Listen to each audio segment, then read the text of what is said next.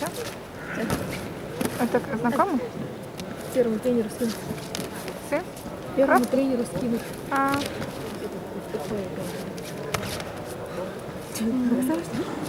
Наши тренер стали смешно. ага. Так, кому? Ой. Есть красный.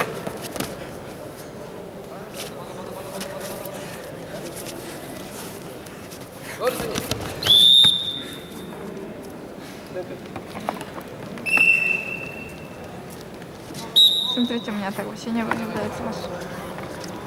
Только так. На ковре арбитр Жемчиков Максар Николаевич.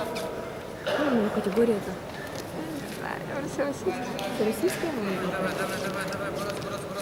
Не международные же.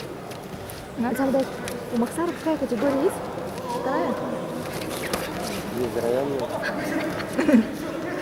Республиканская. Я он на России судил. Ну, как может, конечно, Да. судить, а что? А, ну, межрайон, межрайон. Нет такой.